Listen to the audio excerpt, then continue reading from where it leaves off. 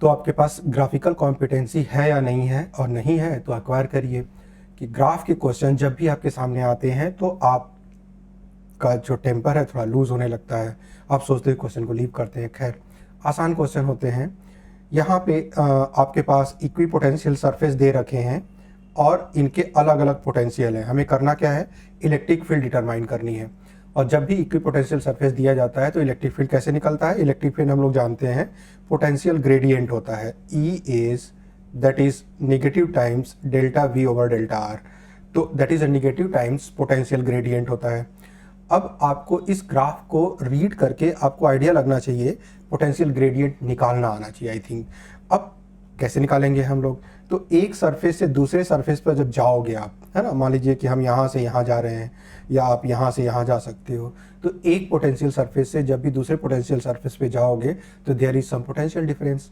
और दूसरी बात क्या है, डेल्टा आर कैसे आएगा, तो इनके बीच का जो शॉर्टेज डिस्टेंस है वो डेल्टा आर हो जाएगा। कैसे आएगा, तो यहाँ पे कह रखा है कि ये जितने भी छोटे छोटे ये स्क्वायर्स हैं ये 1/1 के हैं। 1/1 मतलब 1 सेंटीमीटर बाई 1 सेंटीमीटर स्क्वायर्स हैं। इस इंफॉर्मेशन की बदौलत आप ये समझ पाओगे कि एक सरफेस से दूसरे सरफेस अगर हम जाते हैं तो कितना डिस्टेंस मूव करेंगे। इसका मतलब हमारे पास दोनों चीज़ें आ चुकी हैं। पहला, डेल्टा V कितना है, तो डेल्टा V जो पोटेंशियल डिफरेंस है, अगर हम पॉइंट सपोज यहाँ एक पॉइंट Q एज्यूम कर लेते हैं, Q और P के बीच में जो पोटेंशियल डिफरेंस है, मतलब जो 2 वोल्ट का इक्विपोटेंशियल सरफेस है और 4 वोल्ट के इक्विपोटेंशियल सरफेस में जो डिफरेंस है वो 4 - 2 वोल्ट हो गया। अब वोल्ट SI यूनिट होती है, हमें यूनिट, अच्छा जब भी क्वेश्चन न्यूमेरिकल क्वेश्चन करते हैं तो यूनिट पे हमेशा ध्यान दिया करिए। यूनिट कई बार SI में नहीं होता है तो कन्वर्ट करके वैल्यू प्लेस किया करिए ताकि गलती का एक सिरा कम से कम रहे, है ना, कुछ परसेंटेज गलती का कम रहे। खैर, डेल्टा आर की बात करते हैं, तो डेल्टा आर कितना दे रखा है, तो हम कहेंगे कि इन दोनों पॉइंट के बीच में जब मूव करते हैं, सपोज आप Q से जब P मूव करोगे तो कितने ब्लॉक्स मूव करने पड़ रहे हैं, तो क्लियरली आपको दिखेगा 2 ब्लॉक्स मूव करना पड़ रहा है। यहाँ से यहाँ तक नियरली 1 ब्लॉक है और फिर दूसरा ब्लॉक ऊपर है। आप कहोगे ये तो थोड़ा पॉइंट अबव, इस ब्लॉक से अबव है, तो ऊपर वाला P भी थोड़ा सा उसके ऊपर है, तो एस्टिमेटेड डिस्टेंस होगी दैट इज डेल्टा आर आपका आ गया 2 सेंटीमीटर। लेकिन ये SI यूनिट तो है नहीं, तो क्या करेंगे हम लोग, सेंटीमीटर को आप कन्वर्ट कर लेंगे, तो that could be written as a 10⁻⁻² metre. Now अब इलेक्ट्रिक फील्ड का मैग्नीट्यूड निकालना है तो हमें इस साइन में उलझना नहीं है। साइन क्या बताता है, साइन सिर्फ इतना बताता है कि अलोंग जब आप फील्ड चलते हो तो पोटेंशियल डिक्रीज करता है और जब अगेंस्ट चलते हो तो पोटेंशियल इंक्रीज करता है, बस इतनी सी बात है। तो इस नेगेटिव साइन से हमें कोई मतलब अभी नहीं है, मैग्नीट्यूड निकालना है तो हम लोग बड़े आराम से कर सकते हैं, I hope. Now value electric field का जो मैग्नीट्यूड हो गया, वैल्यू प्लेस करते हैं, दैट बिकम 2/2 × 10⁻²। 2 ने 2 को मार दिया, कितना बचा, 10⁻²। यूनिट क्या हो जाएगी, दैट मीन्स 100, दैट बिकम 100 और यूनिट SI यूनिट हो जाएगी। और जो न्यूमरेटर था वो वोल्ट है, डिनोमिनेटर मीटर है, तो वोल्ट पर मीटर। आप न्यूटन पर कूलम भी लिखते हो तो चलेगा क्योंकि E = F/Q भी होता है, तो कोई भी यूज़ कर लीजिए, दोनों SI यूनिट एक्सेप्टेड है। नाउ दूसरी बात क्या करनी है, तो A पार्ट रहा। B पार्ट में आपको करना है, यहाँ पे कम से कम क्या 6 लाइन ड्रॉ करनी है।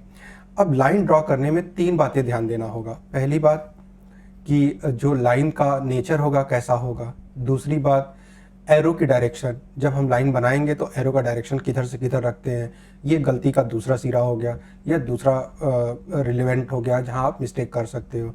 और तीसरी बात कि जो फील्ड है वो यूनिफॉर्म है या नॉन यूनिफॉर्म है। अगर नॉन यूनिफॉर्म है तो डायरेक्शन वाइज है या मैग्नीट्यूड वाइज है या दोनों दिखाना है हमें। तो ये ध्यान दीजिए, हम लोग जानते हैं कि जो इक्वी पोटेंशियल सरफेस यहाँ पे ज़्यादा स्पेसियस है, यहाँ पे स्पेस ज़्यादा है, जबकि यहाँ पे स्पेस कम है, इस रीजन में स्पेस कम है, क्लोजर है। और हम लोग जानते हैं जिस भी रीजन में इक्वी पोटेंशियल सरफेस अगर क्लोज है, इसका मतलब डेल्टा V तो सेम है एक सरफेस से दूसरे सरफेस पे जाने पे, लेकिन डेल्टा R डिक्रीज करता चला गया है, इसका मतलब इलेक्ट्रिक फील्ड इन्वर्सली प्रोपोर्शनल है, इलेक्ट्रिक फील्ड इंक्रीज करती चली जाएगी, उसका मैग्नीट्यूड इंक्रीज करता हुआ चला जाएगा। मतलब यहाँ पे इलेक्ट्रिक फील्ड की स्ट्रेंथ ज़्यादा है और इस रीजन में इलेक्ट्रिक फील्ड की स्ट्रेंथ क्या है, कम है।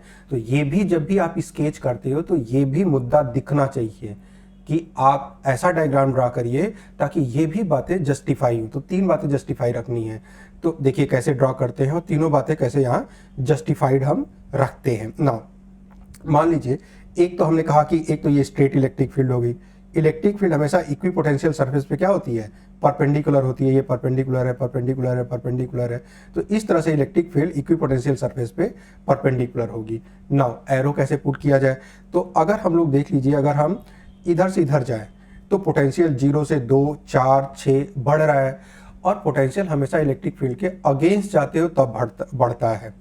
इसका मतलब कि नीचे से ऊपर हम इलेक्ट्रिक फील्ड के अगेंस्ट जा रहे हैं तो एरो किधर होगा, एरो नीचे की तरफ होगा, इलेक्ट्रिक फील्ड इस तरह से होगी। ये समझ में आया होगा आपको ना। अच्छा, ऊपर वाले रीजन में ऊपर वाले रीजन में अब देखिए यहाँ पे ये 0 वोल्ट है, इधर क्या है आपका 2 वोल्ट है, फिर क्या है आपका 4 है, 8 है। मतलब यहाँ इस तरह से आने पे पोटेंशियल बढ़ रहा है तो ऊपर एरो अलग हो जाएगा।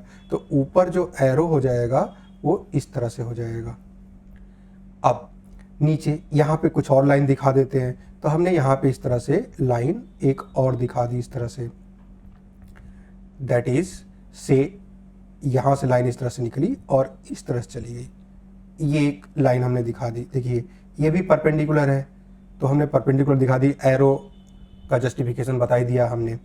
और आपको लाइन दिखानी है, कुल 6 लाइन ड्रॉ करनी थी।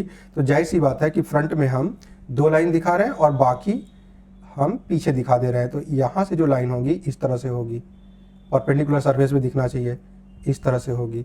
तो 1, 2, 3 लाइन एक और दिखा देते हैं इस रीजन में। तो हमने दिखा दिया एक और फिर लाइन दिखा दी इस तरह से। तो अगर सिर्फ 6 लाइन दिखानी है तब तो हम ऐसे दिखाएंगे, लेकिन अगर कुछ लाइन ऐड करनी है आपको और तो आराम से ऐड करिए, लेकिन इतना मत ऐड कर दीजिएगा कि इधर ज़्यादा नीचे वाले में ज़्यादा हो जाए। इससे वो जस्टिफिकेशन ख़त्म हो जाएगा जिसमें आप ये बताना चाहते हैं कि यहाँ की फील्ड वीकर है और इस रीजन की फील्ड क्या है, स्ट्रॉन्गर है। तो आई होप आपको ये समझ में आया होगा डिस्कशन कि कैसे हम लोगों ने किन किन बातों का ध्यान दिया।